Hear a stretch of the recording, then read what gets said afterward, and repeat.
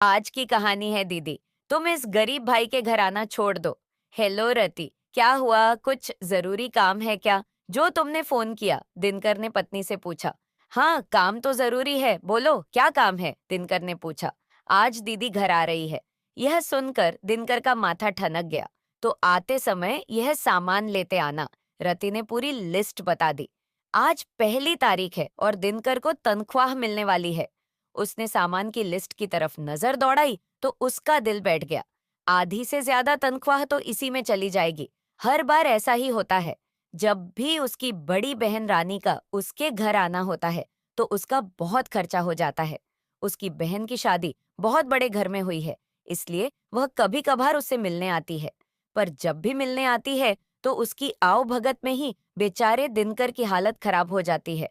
और हर बार बहन कोई ना कोई कमी निकालकर उसका मन दुखी कर देती है। अपनी तरफ से वह उसकी आओ भगत में कोई कमी नहीं छोड़ता। पर फिर भी वह बेचारा गरीब मजदूर आदमी एक सेठ के घर का क्या मुकाबला कर सकता है। उसकी बहन बहुत सुंदर थी और उसकी सुंदरता पर सेठ जी का लड़का मोहित हो गया।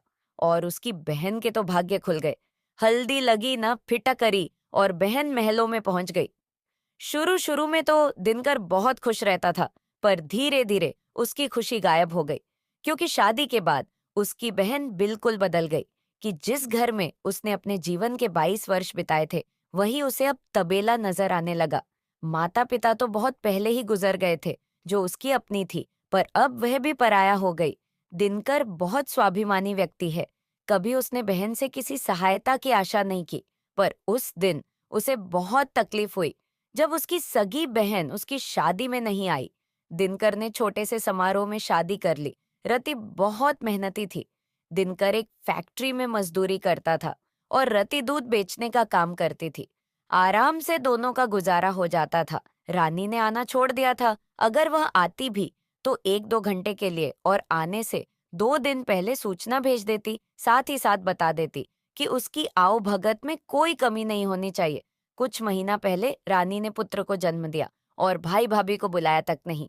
इसके पीछे उसका तर्क था कि आप अपनी तरफ से पूरा जोर लगा लोगे, तब भी मेरे ससुराल के हिसाब से वह धूल बराबर भी नहीं होगा। इसीलिए मैं आपको यहाँ बुलाकर आपका अपमान नहीं करना चाहती। कुछ दिनों बाद में खुद ही बच्चे को लेकर आपसे मिलवाने आ जाऊंगी। और आज इतने महीना बाद उसे फुर्सत मिली है। दिनकर को उसके आने की कोई खुशी नहीं थी, पर भाई का फर्ज तो निभाना ही था। उसने सारा सामान खरीदा और घर पहुंच गया। रति पहले ही घर की साफ सफाई में जुटी हुई थी। अगले 2 दिन राति बहुत व्यस्त रही।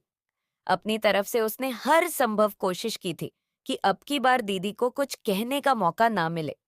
उसने रानी के आने से पहले अपनी गाय को पड़ोसन के घर बांध दिया, क्योंकि रानी को गोबर की बदबू पसंद नहीं। वैसे भी वह घंटे भर के लिए ही तो आ रही थी और यह समय गाय की आराम का था।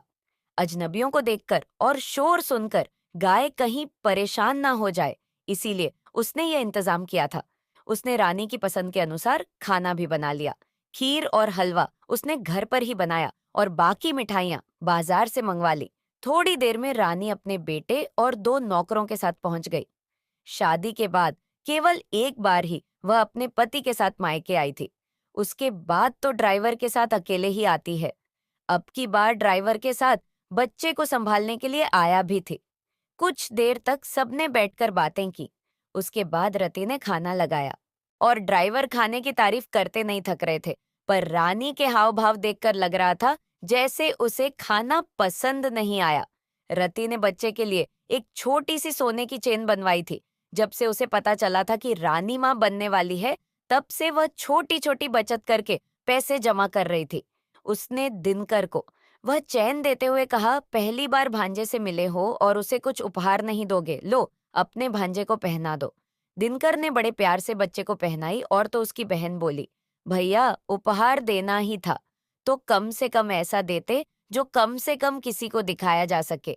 अब मैं अपने ससुराल जाकर भला सास को क्या दिखाऊंगी, इससे तो अच्छा होता तुम कोई खिलौना ही ले आते। दिनकर को बहन की ये बात बिल्कुल अच्छी नहीं लगी और उसने भी गुस्से में बोल दिया, मेरे पास पैसों का कोई पेड़ नहीं लगा जो मैं तुम्हारी आऊं भगत भी करूं और तुम्हारे लिए महंगी महंगी उपहार भी ले आओ। अगर तुम्हें पसंद नहीं तो कोई जबरदस्ती नहीं है, रानी बोली। भैया आप तो बुरा मान गए, पर मैंने तो सच ही कहा है। दिनकर बोला, आज एक सच में भी कहता हूँ, तुम अपने गरीब भाई के घर आना छोड़ दो। तुम्हारी बहुत मेहरबानी होगी। तुम यहाँ हमारा अपमान करने आती हो या फिर अपनी अकड़ दिखाने बहन के नाते तो तुम यहाँ नहीं आती। इतना तो मैं जान गया हूँ, क्योंकि जब भी तुम हमारे प्यार को पैसों से तोलती हो। रति बोली, यह आप कैसी बातें कर रहे हैं? दीदी, उनकी तरफ से मैं आपसे माफी मांगती हूँ, उसने कहा। रानी बोली, रहने दो भाभी, यह दिखावा करने की कोई जरूरत नहीं। मैं सब जानती हूँ, मेरे भाई को ये सब किसने सिखाया पढ़ाया है। असल में तुम मुझे जलती हो, कहाँ मैं महलों की रानी और तुम यहाँ सारे दिन गोबर से लिपी रहती हो। पर हम भाई बहन के बीच झगड़ा करवाकर तुम्हें कुछ नहीं मिलने वाला। और अच्छा हुआ भैया, जो तुमने आज खुद ही अपने मुंह से ये बात कह दी। मैं तो वैसे भी यहाँ नहीं आना चाहती, पर लोगों को दिखाने के लिए आना पड़ता है। तुम्हारी तो इतनी औकात नहीं कि मेरी ससुराल आ सको।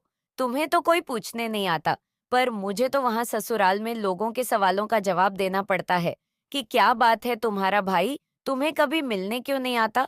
अब मैं उन लोगों को क्या बताऊं कि मेरा भाई इतना फटीचर है कि गई हुई बहन की भी ठीक से आओ भगत नहीं कर सकता। इसीलिए शर्मिंदगी से बचने के लिए मैं ही उसे यहाँ नहीं बुलाती। तुम्हें क्या पता, तुम्हारे कारण मुझे ससुराल में कितना नीचा देखना पड़ता है। जब मेरी देवरानी जेठानी के भाई आते हैं और तुम नहीं आते, वह तो भगवान का शुक्र है कि उसने मुझे इतना अच्छा पति दिया। नहीं तो तुमने तो ससुराल में मेरी नाक कटवा ही दी थी। खैर छोड़ो, इन बातों का क्या है, जितना बढ़ाओ उतना बढ़ जाएगी। ये लो, उसने कुछ सामान रत्ती की तरफ बढ़ते हुए कहा। नौकरों के सामने यह थैली मुझे दे देना, बाकी सब मैं संभाल लूंगी। पर इसमें क्या है? दिनकर ने पूछा। तुम्हें यह जानने की कोई जरूरत नहीं। तुम्हारा काम बस इतना है कि उनके सामने मुझे यह थैली दे देना। तुम्हारी कंगाली को मेरा पति अच्छी तरह से समझता है, इसीलिए उसने बच्चे के कुछ गहने बनवाकर मुझे दिए और बोला, आकर मेरी माँ को दिखा देना और कह देना तुम्हारे भाई ने दिए हैं। इनका मुंह बंद हो जाएगा और उसका नाम हो जाएगा। दिनकर बोला, तुम्हें यह सब करने की क्या जरूरत है? क्या तुम्हारे ससुराल वाले नहीं जानती तुम्हारे भाई की औकात क्या है? क्या वो यकीन कर लेंगे कि यह सब मैंने तुम्हें दिया है? रानी बोली, उनके यकीन करने या ना करने से कोई फर्क नहीं पड़ता, बस दिखावा होना जरूरी है। वह बोला, मैं दिखावा करने में यकीन नहीं करता। रानी गुस्से में बोली, तभी तो तुम कभी तरक्की नहीं कर सकते। तुम्हें पता है दुनिया में कितना दिखावा है। दिनकर बोला, ठीक है, जैसे यह गहन बनवा लिए, ऐसे ही कोई दिखावटी भाई भी बना लो। मुझसे यह सब नहीं होगा। और वह नाराज होकर घर से चला गया। रति उसके पीछे पीछे बाहर तक गई और बात संभालते हुए कहा, ठीक है, जल्दी लौट आना। उसने आया से कहा, बहुत जरूरी काम आन पड़ा, चलो अच्छा है, बहन से मिलना हो गया। रति ने नौकरों के सामने वह थैली रानी को देते हुए कहा, हमारी ओर से छोटी सी भेंट तुम्हारे बेटे के लिए। रानी ने मुस्कुराकर भाभी को गले लगाया और बोली, इसकी क्या जरूरत थी, आपका आशीर्वाद ही बहुत है। रति ने खुशी खुशी ननंद को विदा किया, पर अंदर से वह बहुत दुखी थी अपने पति के लिए। दिखावे ने उसकी बहन को जो छीन लिया, पर अभी सब समझता है, रानी भी क्या करें। आजकल हर जगह सिर्फ दिखावा ही तो रह गया है। जैसे लोगों के साथ रहती है, जो देखती है सुनती है वही तो करेगी थोड़े से दिखावे से। अगर बहन खुश हो जाती है तो इसमें क्या बुराई है। पर दिनकर यह बात नहीं समझता है, क्योंकि यह दिखावा उसे बहुत महंगा पड़ता है।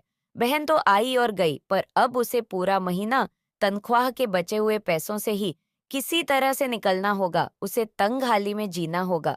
और बहन भी खुश नहीं हुई। क्या फायदा ऐसे झूठे दिखावे का? अगर रानी खुश हो जाती तब भी उसके दिल में तसल्ली रहती कि कोई बात नहीं, बहन के लिए थोड़ी तकलीफ सह लेंगे, पर उसे खुश करना दिनकर की बस का नहीं। दिनकर नहीं सोच लिया है, अगर रानी को आना हो तो आए, पर वह आगे से यह सब दिखावा बिल्कुल नहीं करेगा। अगर उसे गरीब भाई की बहन होने में शर्म महसूस होती है तो शौक से आना छोड़ दे। Please like, share and subscribe. Thanks for watching.